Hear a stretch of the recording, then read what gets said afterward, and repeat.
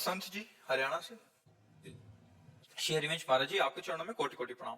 प्रभु जी, बहुत दुखी हूँ, बहुत ही ज्यादा दुखी, हद से ज्यादा दुखी। ऐसा लगता है संसार में मुझसे ज्यादा कोई दुखी नहीं है और आपसे ज्यादा कोई सुखी नहीं है महाराज जी।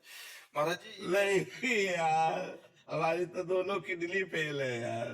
आप मन से बहुत सुखी हो, मुझे नहीं लगता दुनिया में आपके ऐसा कोई सुखी होगा, खुश होगा। आखिर ये बात तो मानते हैं इसलिए मानते हैं कि हमारा मन एक ही रास्ता पकड़े हुए है, श्री जी के चरणों की तरफ, और उनकी कृपा से बस उन्हीं की तरफ बढ़ता है।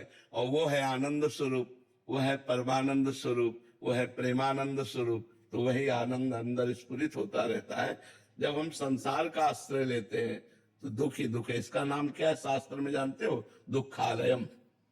ये दुख का घर है, इसमें जो कुछ मिलेगा वो दुख ही देने वाला मिलेगा। दुखालयम। और सुखालयम कौन है? भगवान है। तो हम अपने मन को यदि भगवान में लगा पावे तो हम सुखी हो जाए। सच्ची बात मानो, सब सुख आ जाएंगे, लोक पर लोक की सब सुविधाएं आ जाएंगी, सब सुख आ जाएंगे। जब आप भगवान का भजन करोगे तो सब सुख आ जाएंगे। जैसे को अगाध सरोवर जल हो तो मछली को किलोले करती है, थोड़ा जल हो तो चिंता है कि कहीं सूख न जाए, लेकिन समुद्र में है तो आनंद ही आनंद है उसको। सुखी मीन जहां नीर अगाधा और जिम हरि शरण न एको बाधा। अगर हम भगवान की शरण में भैया तो दुख भी सुख बन जाता है, और अगर भगवान से विमुख है तो सुख भी दुख बन जाता है। ये बात समझ लीजिए।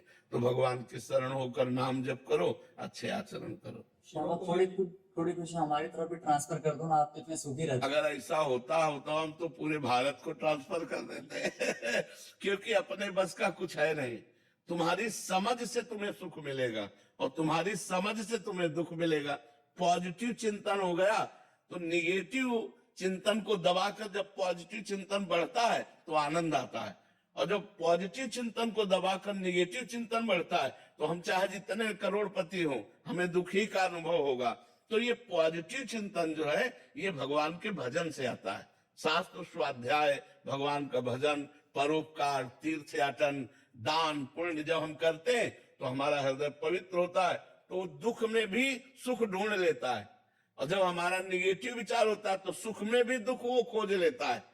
कहीं ऐसा ना हो जाए, कहीं ऐसा ना हो जाए, ये चिंतन वो चिंतन, बड़ा भयावह चिंतन, दुख विषाद शोक चिंता उद्वेग, ये सब अंदर आ जाता है। तो हमें लगता है हमारे करने से नहीं होगा, ये चीज आपको करनी होगी। जो हम कह रहे हैं उसको आप करो तो आपका चिंतन सही हो जाएगा। अगर हमारे ऐसे देने से होता तो किसी को भजन के लिए नहीं कहते, भजन करके ऐसे दे देते, सबका मंगल हो जाता। वैसे संत जन तो कहते ही रहते हैं, सर्वे भवन्तु सुखिना, सर्वे सन्तु निरामया, सर्वे भद्राणि पश्यन्तु मां कश्चित् दुख भाग भवेत्। किसी को दुख ना हो, सब सुखी रहे, सब स्वस्थ रहे। पर सब है क्या? जो भजन कर रहे हैं, जो भगवान से जुड़े हैं, वही कृपा का अनुभव कर रहे हैं। नहीं तो सब दुखी है, सब दुखी। किसी को ना समझो, बड़े बड़े अरबपति खरबपति सब दुखी हैं। सुखी वही है जो पूरा भगवान को समर्पित है। समझ पा रहे? तो समर्पण करो और नाम जप करो। राजीव जी दिल्ली से। राधे राधे महाराज जी। महाराज जी, आपके चरणों में कोटि कोटि प्रणाम। महाराज जी, भगवान एवं देवता जी में क्या फर्क है?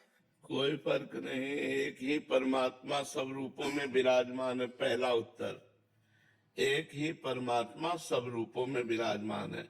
पर जब हम उन्हें परमात्मा भाव नहीं देखते तब फिर अलग अलग पावर है। एक बार उपनिषद की कथा है, सब देवता दैत्यों पर विजय प्राप्त करके बड़े आनंद में उत्सव मना रहे थे। अप्सराएं नृत्य कर रही थी, गंधर्व गान कर रहे थे, देवता सब अपने सिंहासनों पर विराजमान थे। तो देखा भगवान ने कि इनको अहम हो गया है कि मैं बलवान हूं और मैंने दैत्यों पर विजय प्राप्त की। तो सभा के सामने भगवान एक यक्ष रूप में प्रकट हुए।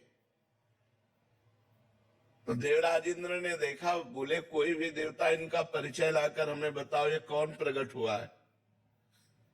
तो सबसे पहले वायुदेव प्रकट हुए।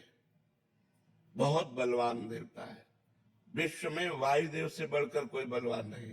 जैसे वायुपुत्र हनुमान, पवन पुत्र हनुमान है ना, तो सबसे बड़े बलवान वायु देवता। जैसे उनके पुत्र भीम, तो बल की अगाध महिमा वायु देवता की है, और हम सब वायु देवता से ही जीवित है। सबके प्राण वायु से ही तो संचलित है। सब जितना चराचर जगत है वो वायु से ही है। ऑक्सीजन खत्म हो जाए, सब नष्ट हो जाए, वायु से ही तो है। तो वायु देवता खड़े हुए और कहा मैं इनका परिचय लाता हूं। तो वायु देवता गए और कहा यक्ष तुम कौन हो? तो उनका हम तो अपना परिचय बाद में बताएंगे, पहले आप बताएं आप कौन है। बोले मैं पवन हूं, वायु। ठीक है, क्या है आप में क्षमता?